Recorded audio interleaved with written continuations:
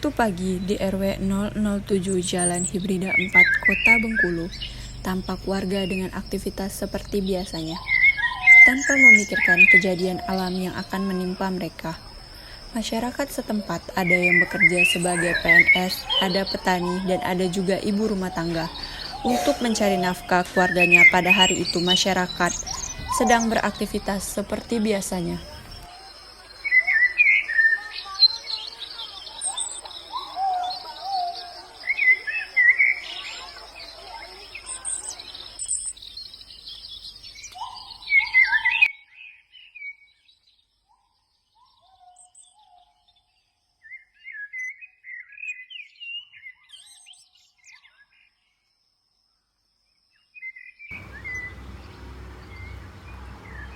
Assalamualaikum warahmatullahi wabarakatuh. Warga RW 007, sesuai janji kita kemarin, ada seorang mahasiswi dari keperawatan ingin membantu kita dalam menangani keadaan banjir yang sering terjadi. Ade ini akan mensosialisasikan bagaimana cara pencegahan banjir dan bagaimana jika terjadi banjir pada daerah kita ini. Baiklah, tidak usah berlama-lama, kepada Ade saya persilakan.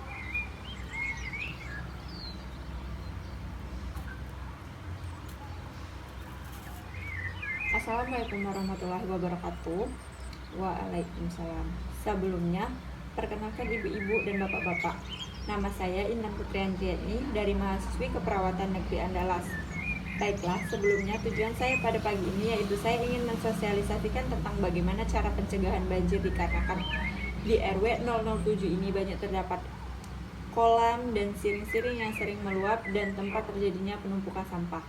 Pada pagi ini, yang pertama ingin saya sampaikan yaitu bagaimana kita dapat mencegah terjadinya banjir. Ada beberapa cara yang dapat warga lakukan mulai dari diri sendiri.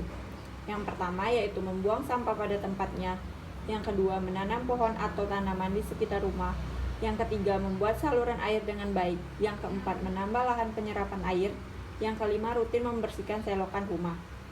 Yang selanjutnya yaitu saya ingin menyampaikan sosialisasi bagaimana dan apa yang harus dilakukan jika tiba-tiba terjadi banjir.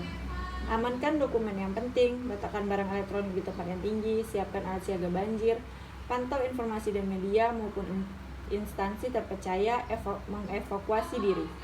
Pastikan bahwa kamu tahu benar di mana posko banjir terdekat dari rumah kamu. Buat perencanaan kalau perlu latihan evakuasi sebagai persiapan jika benar banjir benar-benar datang.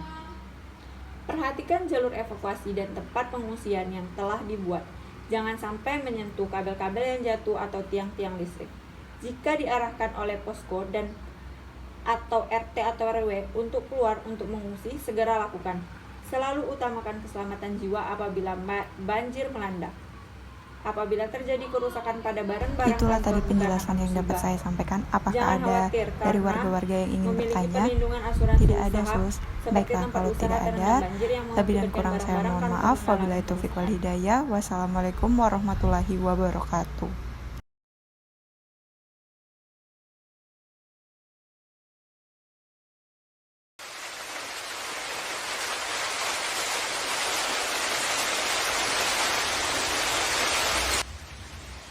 Selama 3 hari berturut-turut terjadi hujan lebat.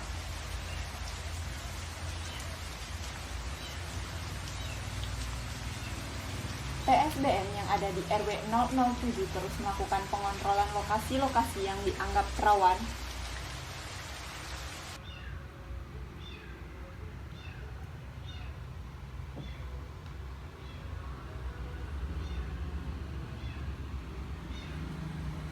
pada tanggal 11 Agustus 2021 sekitar jam 08.08 WIB, tampak dari jalan raya, sungai, dan saluran irigasi sudah terlihat penuh dan membawa materi-materi kayu kecil serta sampah-sampah.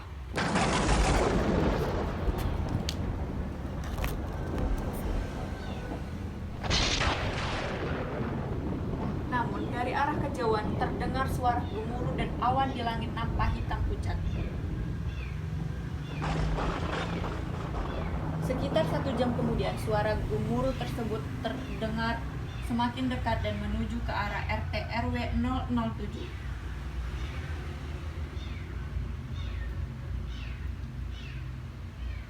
Aliran air sungai semakin tinggi dan deras, bahkan sudah meluap ke permukaan. Menyadari tanda-tanda tersebut, sejumlah warga segera bersiap-siap untuk melakukan pengungsian ke tempat yang aman.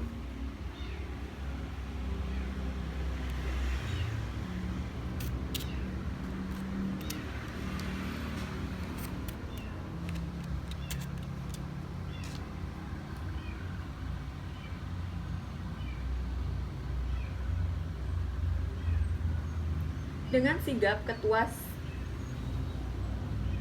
Tim Siaga Bencana RW 007 TSBM dan beberapa warga menginformasikan fenomena tersebut kepada Ketua RW bahwa air sungai sudah naik serta meluap ke permukaan jalan raya dan membawa material sampah kayu dan batu.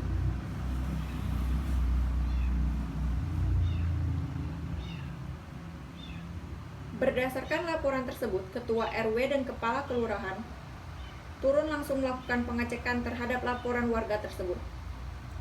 Berdasarkan hasil analisa cepat Kepala RT, RW, dan Kepala Kelurahan, segera menghimbau kepada masyarakat untuk segera mengungsi dan warga tidak usah panik.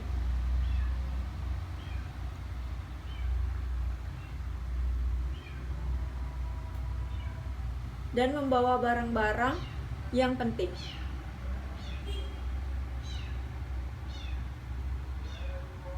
Curah hujan yang tinggi mengakibatkan debit kolam dan siring naik.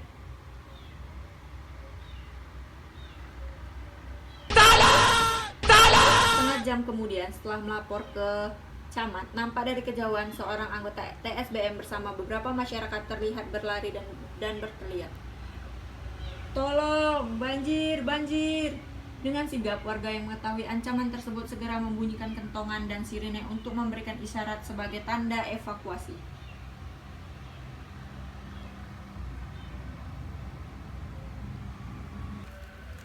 Seketika, suara desa menjadi ricuh dan panik. Kacau, warga dan anak-anak guru sekolah yang mengetahui tanda bahaya masjid tersebut segera melakukan penyelamatan dan mengungsi ke tempat yang dianggap aman.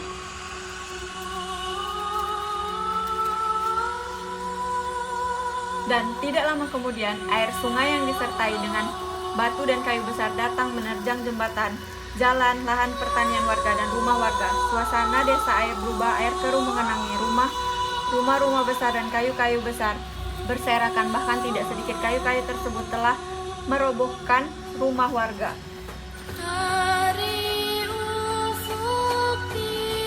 Masyarakat segera menuju ke titik kumpul di masjid, lapangan maupun tempat-tempat yang lebih tinggi.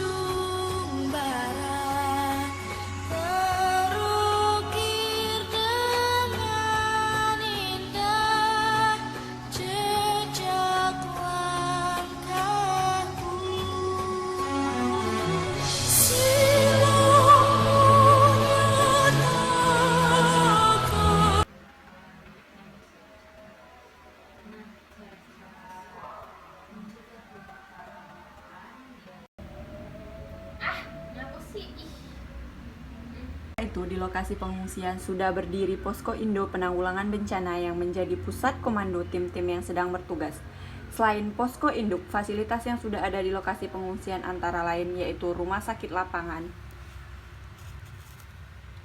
pos keamanan, dapur umum dan logistik, shelter para pengungsi, WC umum,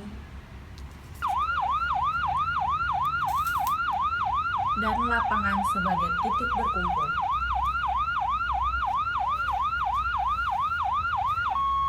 Lalu lalang ambulans yang sedang memobilisasi korban bencana dan tim kesehatan. Korban yang sedang ditandu oleh petugas kesehatan keuangan rumah sakit lapangan sesuai tanda triase yang sudah terpasang di lengannya.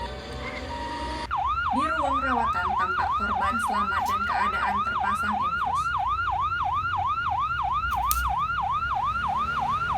Korban meninggal berada di ruangan jenazah. Para warga di dalam tenda-tenda pengungsian.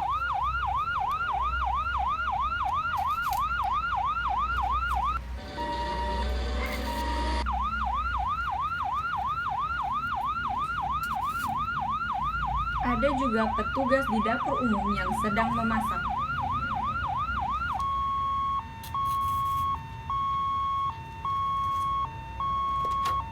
Tampak pula petugas yang sedang berjaga di pos keamanan sekitar tenda-tenda pengungsian.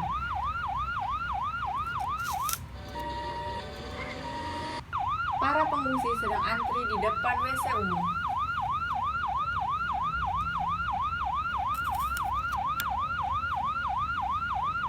Di posko induk sedang antri di depan WC umum. Di posko induk sebagai pusat komando dan informasi.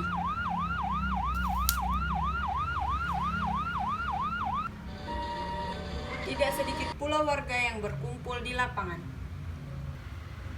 Beberapa hari pasca kejadian banjir, intensitas air sudah mulai menurun dan kembali normal. Banyak warga yang beranjak kembali ke rumahnya masing-masing untuk berbenah hal yang sedikit saja masih bisa bertahan di lokasi pengungsian.